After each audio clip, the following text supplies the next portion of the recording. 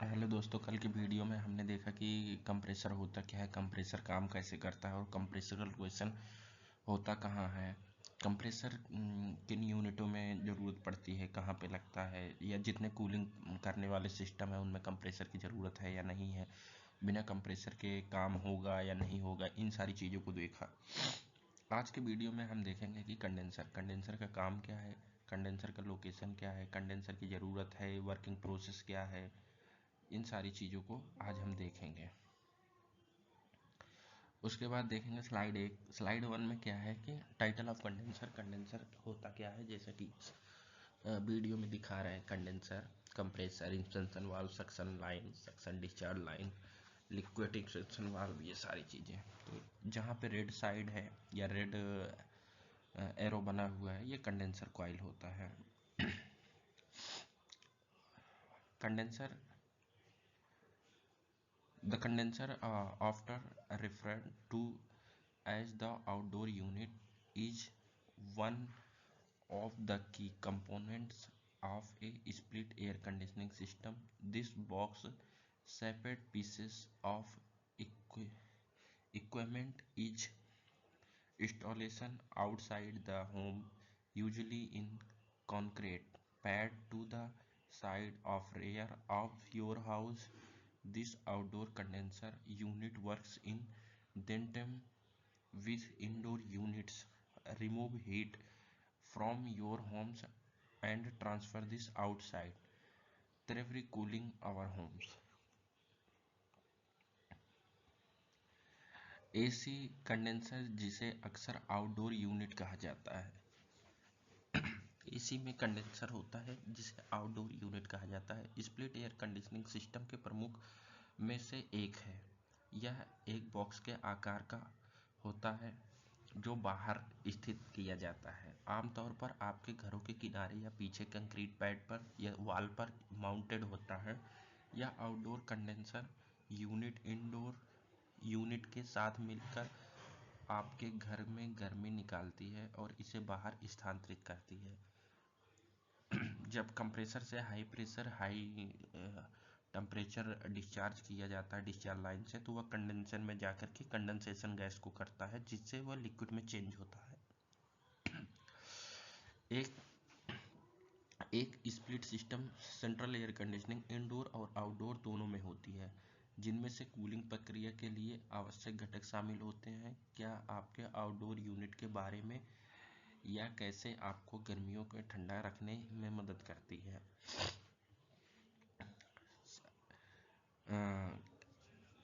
Condenser, जैसा कि आपको पता होगा कि जो आउटडोर होता है उनके अंदर कंडेंसर लगे होते हैं, फिन्स होते हैं, पंखे, उन सबको कंडेंसर कहते हैं। कंडेंसर के अंदर जो पंखे लगे होते हैं वो कंडेंसर को हीट को रिमूव करने के काम करते हैं। कंडेंसर क्या होता है? ए कंडेंसर कॉइल इज ए की components air conditioning systems. It is location in a condenser unit in condensing section with access to ambient outdoor air. The condenser coil is responsible for releasing heat absorbed from inside a building's our space into the external environments. Condenser AC का internal component है। ये high pressure refrigerant gas को handle करता है। The now high pressure high temperature refrigerant gas in travel to outdoor unit where it enter the condenser coil as the outdoor air is blown over the condenser coil by the blower fan. The heat refrigerant gas our release its heat to the outdoor air. This heat transfer process allows the refrigerant to condensation from a gas to high pressure liquid state. The liquid refrigerant then follows to the expansion valve, evaporating back into a low pressure gas and observing heat from the indoor air. This cycle then repeat to provide continuous cooling.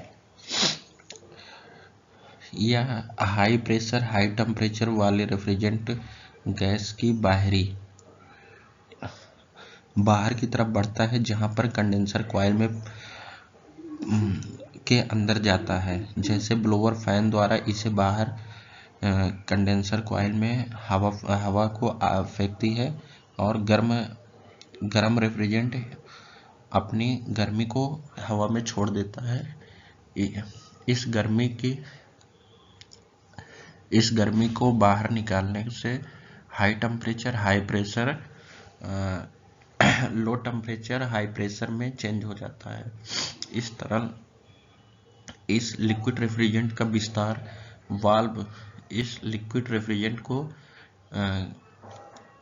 Expansion valve की ओर आगे बढ़ता है, जहां पर low pressure low temperature से indoor की तरफ बढ़ता है और वह कूलिंग दे करके रूम की गर्मी को लेकर के हाई टेम्परेचर में चेंज हो जाता है। हाई टेम्परेचर लो प्रेशर से कंप्रेसर की तरफ आगे बढ़ता है, जहां पर कंप्रेस करके हाई टेम्परेचर हाई प्रेशर में चेंज करके फिर आगे कंडेंसर की तरफ भेज देता है। मेन रोल कंप्रेसर के बाद कंडेंसर का होता है, जो हाई टेम्परेचर हाई प्रेशर को हैंडल करने का काम करता है।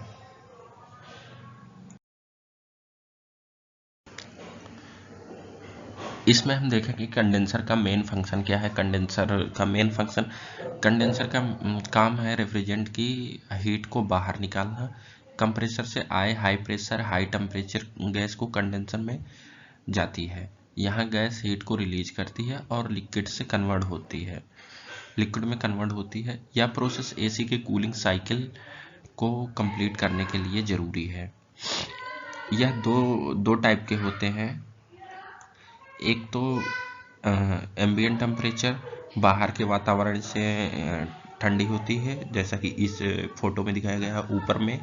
ऊपर वाली फोटो में ये है, इसमें कोई फैन वगैरह की ना कोई पानी वगैरह की किसी चीज़ की ज़रूरत नहीं होती है। यह एम्बिएंट टेम्परेचर बाहर की एयर से ही अपने आप एम्बिएंट टेम्परेचर में ठंडा होता है। पर जो उसके नीचे कंडेंसर है, ये इसके लिए हमें ब्लोअर फैन या फैन मोटर या एयर फ्लो की ज़रूरत होती है, जिससे यह ठंडा करता है। ये दो तरह से ठंडे होते हैं 3 टाइप के हैं। एक तो पानी या वाटर के थ्रू ठंडा होता है, और दूसरा एम्बिएंट टेम्परेचर बाहर के एयर में खुद ठंडे होता है, और दूसरे में एयर फ्लो के द्वारा ठंडे होते हैं।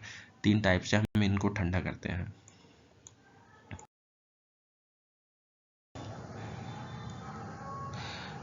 कंडेंसर का लोकेशन। कंडेंसर हमेशा आउटडोर यूनिट में होता है। आउटडोर प्लेसमेंट में सनलाइट और आउटसाइड एयर के थ्रॉट से हीट इजीली ट्रांसफर हो जाता है। इससे रेफ्रिजरेंट जल्दी कंडेंसन होकर लिक्विड में कन्वर्ट हो जाता है। लोकेशन हमेशा आउटडोर यूनिट में होता है। सनलाइट और आउटसाइड से हीट इजीली ट्रांसफर हो जाता है। जैसा कि इसे फोटो में दिखाया गया है, सबसे आगे एक फैन लगा हुआ है, उसके पीछे कंडेंसर लगा हुआ है, और उसके आगे साइड एक ब्लैक कलर का ये कंप्रेसर लगा हुआ है। एसी में इसे आउटडोर बोलते हैं, और जो रूम के अंदर लगा होता है उसे इंडोर बोलते हैं। होता दोनों ही कंडेंसर होता है, लेकिन उसे हम इवापोरेटर बोलते हैं और ये कंडेंसर होता है। कंडेंसर का काम होता है high temperature high pressure compressor से निकलने वाली गैस रेफ्रिजरेंट कंडेंसर में जाने के बाद फैन के द्वारा हम उसे कंडेंसेशन करते हैं। कंडेंसेशन करने से उसके हीट को हम रिमूव कर देते हैं अपने एम्बिएंट टेम्परेचर में, और प्रेशर हाई रहता है। फिर हाई प्रेशर जाता है, हाई प्रेशर लो टेम्परेचर आगे एक्सपेंशन वाल्व की तरफ बढ़ता है। यह प्रोसेस बार बार इससे एयर कंडीशनिंग में होता रहता है। मेन कंडेंसर का लोकेशन जो होता है वह आउटडोर यूनिट में होता है।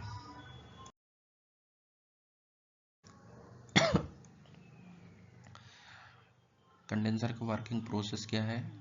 कंप्रेसर से high pressure high temperature gas condenser में आता है। गैस का टेम्परेचर बाहर के एयर के साथ ट्रांसफर हो जाता है। जैसे ये फैन घूम रहा है और ये कंडेंसर लगा हुआ है, कंडेंसर का काम, फैन का काम ही है कंडेंसर के फिन्स में एयर को टकरा करके उनके हीट को रिमूव करना। ये क्या करेगा, टेम्परेचर को, हाई प्रेशर हाई टेम्परेचर को फेस चेंज करता है। 80 डिग्री से 85 डिग्री को चेंज करके, या 40 से 45 डिग्री में चेंज करता है।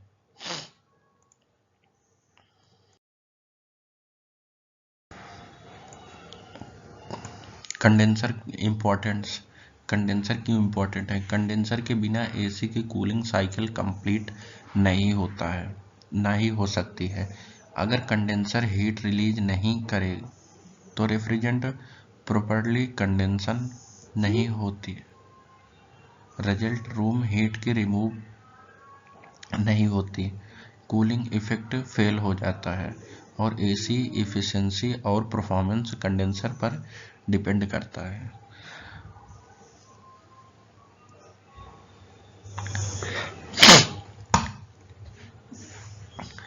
अगर कंडेंसर के फिन्स भी अगर डैमेज हैं या उनमें डस्ट लगे हैं तो एसी पूरे अपने इफिशिएंसी पर परफॉर्मेंस नहीं करेगी।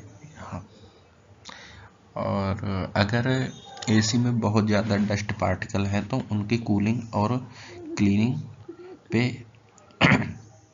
फिन्स की क्लीनिंग करने पर ही उनके कूलिंग पर, इफिशिएंसी, परफॉर्मेंस पर पूरी तरह से काम करेगा, अपनी आउटपुट एसी पूरी देगी, नहीं तो आउटपुट पूरा नहीं मिलेगा इन एयर कंडीशनिंग में।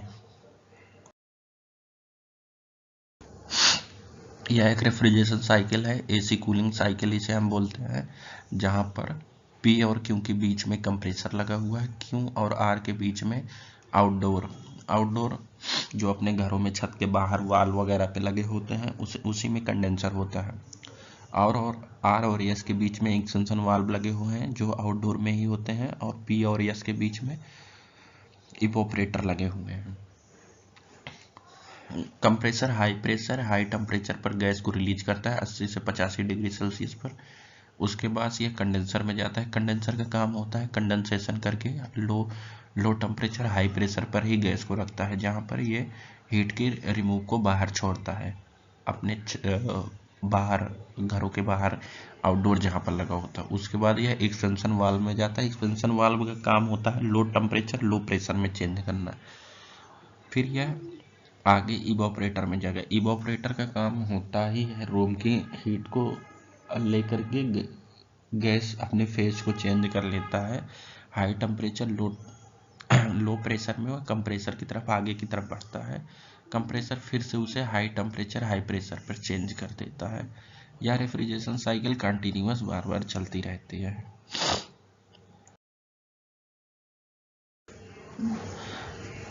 थैंक यू दोस्तों। अगर आपको कोई चीज़ ना समझ आया हो तो आप आगे पूछ सकते हैं कमेंट सेक्शन।